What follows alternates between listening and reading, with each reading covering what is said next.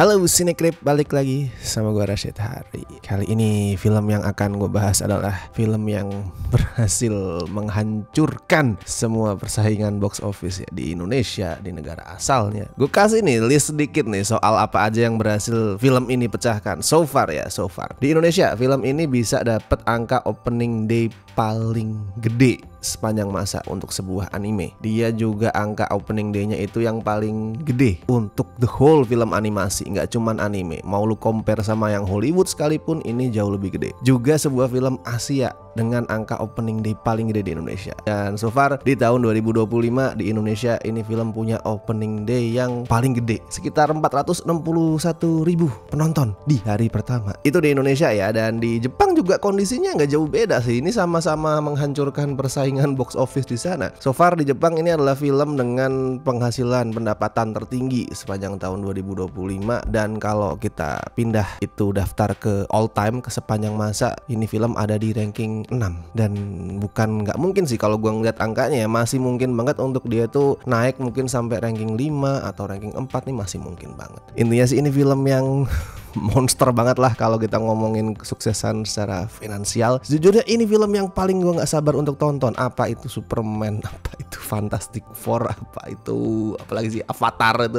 Enggak, ini yang paling gue tunggu tahun ini, yaitu ada Demon Slayer the Movie Infinity Castle, yang punya subjudul Part 1 ya, Akaza Returns. Soalnya ini memang akan dibagi jadi trilogi, dimana Part 2 nya masih akan tayang tahun 2027, masih harus nunggu 2 tahun lagi. Sedangkan yang Part 3 itu 2029.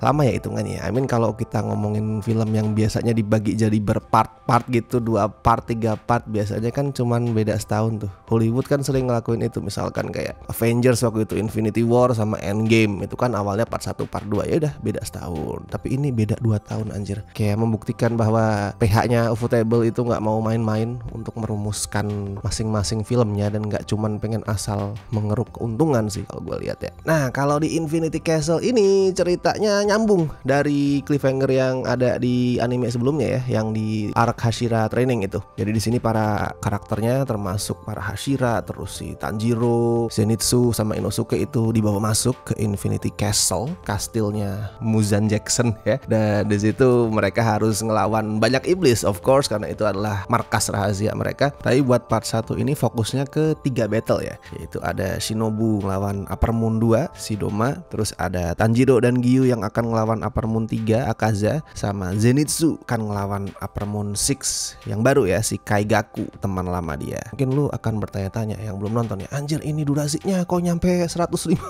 menit. Tapi buat gue itu memang harus segitu sih. Durasinya itu justified lah, karena emang ceritanya itu gede, skalanya itu gede, POV-nya banyak banget, ceritanya banyak banget, karakternya banyak banget. Jadi wajar sampai 2,5 jam. Sedikit cerita nih ya, gue dulu pas baca mangganya tuh, kalau nggak salah habis nonton Mugen Train gitu, kayak gue langsung wah tidak sabar mengetahui ini endingnya gimana. Akhirnya gue baca manganya karena udah tamat gitu kan. Gue langsung berharap kalau ini Infinity Castle yang jadi arc kedua terakhir sebenarnya ya, karena yang terakhir banget itu kan masih ada apa sih judulnya, gue lupa, Sunrise Battle yang ngelawan Muzan tuh terakhir pokoknya lah. Tapi pas gue baca Infinity Castle, gue langsung merasa ini harus di film sih. Nggak bisa ini kalau cuman di anime, dalam arti gue nggak akan, semua orang sih gue yakin nggak akan sepuas itu kalau misalkan nonton battle yang sebanyak dan seepik ini cuman di TV atau mungkin bahkan di HP, di laptop. No, ini harus di layar lebar dengan budget yang lebih gede, dengan visual yang lebih gila. Itu udah keputusan paling the best lah buat Ufotable. Bahkan film pun jadinya tetap panjang kan, 2,5 jam anjir jadi film.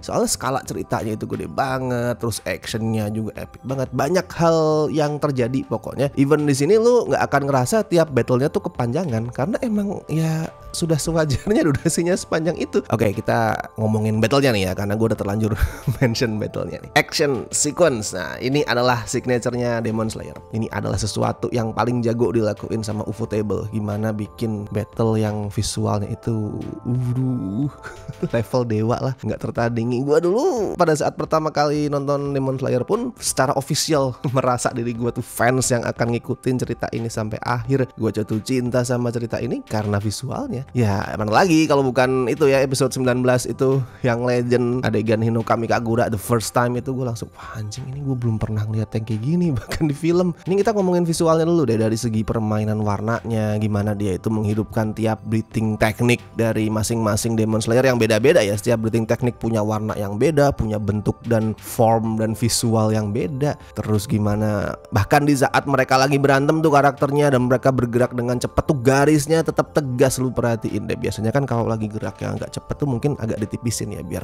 gitu kan. Kalau Ufotable enggak tuh, mau lagi berantem dengan kecepatan seperti apapun garis karakternya tetap tebel. Sama kalau lu perhatiin kamera movementnya, ini kalau dijadiin live action gue nggak tahu nih DOP-nya mesti kerja kayak gimana. Di sini kan karakternya geraknya itu sangat-sangat nggak manusiawi ya. Mereka tuh terbang, lompat, koprol anjir. Dan kameranya bergerak dengan cara yang sama. Kameranya tuh kayak seorang Hashira yang lincah banget, dia bisa gerak ngikutin karakternya walaupun gerakannya tuh ekstrim, terbang kayak jatuh dari atas gitu. Wih, semua bisa diikutin. Itu dari visualnya. Dari musiknya juga sama. Musiknya tuh gini, visualnya emang cakep. Gue akuin visualnya emang one of the most beautiful thing I've ever seen di layar lebar. Tapi kalau nggak ditambahin musik sekeren ini, impactnya nggak akan maksimal sih. Gue deg-degan pada saat denger musiknya. Mau yang genre apapun ya, mereka pakai banyak genre di sini, termasuk ada yang apa ya, bukan hardcore sih.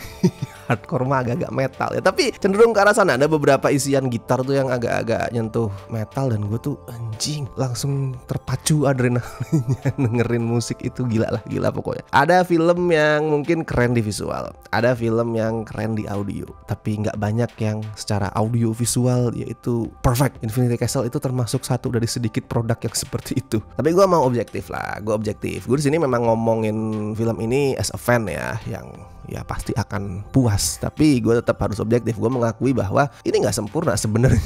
Walaupun tadi gue bilang secara audio visual ini perfect ya, betul. Tapi di hal yang lain film ini sebenarnya jauh dari sempurna sih. Yaitu dari cara storytellingnya. Pada saat gue habis selesai nonton, gue ke WC tuh. Terus kemudian di belakang gue ada beberapa mas-mas. Mereka muncul dengan komentar pakai bahasa Jawa nih. Mereka ngomong kakean flashback cowok. Gue bener, gue setuju pada saat denger itu. Gue iya sih, memang bener. Ini film kayak kebanyakan flashback. Kebanyakan gini, bukan kebanyakan flashback sebenarnya. Flashbacknya itu sering banget muncul dan menginterupsi sesuatu yang lagi dibuild. Jadi misalkan kita udah kayak intens tuh, tegang nih nungguin, wah anjir ini mau battle nih, atau karakternya mau kena tonjok nih, tiba-tiba muncul flashback, interupsi. Nah itu sering kali ganggu ritme sih. Flashback bisa masuk kapan saja dan itu terjadi berkali-kali. Kayak lu baru oke, ready mau battle, adegannya baru berjalan 5 menit flashback, build up lagi flashback. Jadi kayak payoff-nya kadang-kadang tuh kerasa kurang maksimal gitu. Ibarat orang lagi pup gitu ya mungkin ya, wah gitu udah mau keluar tiba-tiba di cut gitu kan, gak enak. Ini sering terjadi kayak gitu.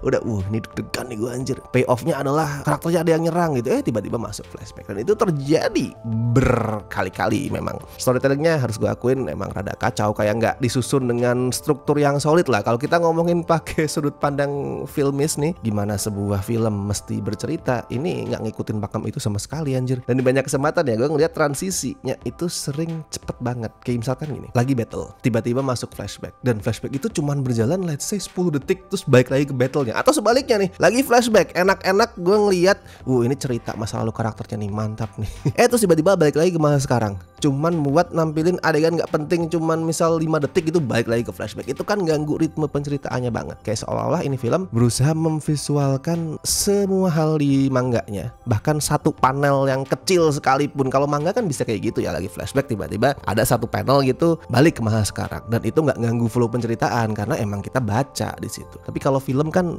ya kasusnya beda. Kalau cara bercerita itu lo ikutin, jadinya ritmenya kurang enak. Nah ini terjadi di sini. Walaupun di satu sisi itu juga nunjukin kalau Infinity Castle ini nyoba buat sesetia mungkin sama mangganya. Cuman ya kalau kita ngomongin bentuk storytelling sinematik jadi agak kurang enak sih. Itu gue harus objektif di situ ya. Tapi bukan berarti ceritanya itu sesuatu yang bisa lu anggap sebelah mata dan lu anggap tidak penting. Itu enggak. Emang cara berceritanya kurang smooth, tapi ceritanya tetap kuat di sini. As always, ceritanya para iblis itu akan menyentuh hati lu. Dan di sini buat yang udah baca mangganya pasti udah nunggu-nunggu ini kapan gue dibikin nangis sama flashback flashbacknya Akaza. Ini lu akan tersentuh, lu akan hancur hati lu nonton flashbacknya Akaza si Upper Moon Rank 3 ya. Karena emang kalau khasnya Demon Slayer nih, cerita para demon ini jauh lebih tragis, jauh lebih menyentuh daripada most of the protagonist. Tapi intinya lu akan nangis lah nonton backstory-nya Akaza nih. Lu akan memahami alasan dia itu memutuskan jadi iblis. Kenapa? Bahkan lu akan mungkin merenungkan ya setelah filmnya selesai, terus kalau gua tuh mengalami hal kayak Akaza, apakah gua akan mengambil jalan yang sama? Dan gua rasa akan banyak orang yang merasa mereka akan mengambil jalan yang sama kayak Akaza. Karena Demon Slayer is always about tragedi kemanusiaan sih. Siapapun karakternya, tragedi kemanusiaan yang dampaknya tuh bercabang. Ada dua manusia gitu tipe di sini. Yang satu yang udah kena tragedi dan kemudian akhirnya menyerah terus terjerumus ke kegelapan. Yang satu lagi dapat tragedi mungkin karena dia ada orang lain yang nolong, yang kayak narik tangan dia, akhirnya dia memutuskan untuk jadi orang baik yang berusaha berjuang demi sesama manusia biar orang-orang itu nggak mengalami nasib yang sama kayak dia. Nah, ada dua tipe manusia di Demon Slayer ini. Oke, sama kalau ngomongin cerita, sebenarnya yang satisfying banget ya itu adalah lu menyadari udah sejauh mana karakternya itu berkembang. Kayak misalkan Tanjiro, gue langsung pada saat selesai nonton tuh gue wow, sekarang Tanjiro levelnya udah Hashira men. Kayak udah jauh banget gitu. Tanjiro yang pertama kita kenal yang dulu aja untuk nebas leher Lower Moon Rank 5 ya, si siapa tuh namanya, Rui kalau nggak salah ya, itu udah pakai Hinokami Kagura aja masih nggak bisa. Nah sekarang udah sekuat itu. Terus si Zenitsu yang dulu anjing lah nggak bisa ngapa-ngapain, pecundang, penakut, tapi playboy, nangis mulu. Di sini kayak keren banget anjir, berubah kayak manusia yang berbeda. Amazing gue ngelihat udah sejauh mana karakternya itu berkembang. Kayak pas nonton tuh gue langsung throwback ke banyak momen di season-season sebelumnya, terutama season 1 gitu. Bersiap-siap menunggu film keduanya ya. Kalau lu ngerasa Infinity Castle Part 1 ini udah gila, nantikan film Part 2-nya ya. Ini buat yang belum baca manganya sih terutama sih. Part 2-nya itu akan jauh lebih epic. Di situ lu akan ngelihat battle ngelawan Upper Moon Rank 1 ya. Yang itu gue menyebut adalah Bloodbath of the Century. Terus ada juga battle lanjutan ngelawan Doma yang itu akan ngasih salah satu momen paling satisfying sepanjang sejarah Demon Slayer, dan visualnya juga epic banget sih. Silakan ditunggu, masih 2 tahun lagi anjing. Demon Slayer yang pertama itu season 1 kalau nggak salah 2019 ya, dan filmnya akan tamat 2029 tuh, Sunrise Countdown. Nah gue inget tuh Sunrise Countdown Arc itu tamat filmnya 2029. Jadi 10 tahun perjalanan yang akan kita lewatin, so just enjoy the ride guys. Oh ya, kalau skor ya buat Demon Slayer Infinity Castle Part 1 Akaza Returns, gue kasih 8 dari 10. Kalau sebagai fans sebenarnya gue pengen kasih 10 sih, tapi gue harus objektif di sini. Secara storytelling memang nggak terlalu rapi, but still it's a great movie, amazing ride lah pokoknya. Jadi kalau misalkan lu belum nonton, pengen nonton, pastiin lu nonton di bioskop yang secara teknisnya itu paling bagus. Mungkin layarnya paling gede, soundnya paling menggelegar, pastiin itu. Dan buat yang nonton silakan bagiin juga komen kalian, review kalian bisa di bawah sini. Terus di skor film juga silakan diisi skornya, diisi reviewnya di sana. Dan thank you banget buat teman-teman yang selalu setia join membership Cinecrip, terutama mereka-mereka ini ya dari Tier Bestie, La Familia. Thank you so much. Oke, gue Rashid Hari, sampai ketemu di review-review berikutnya.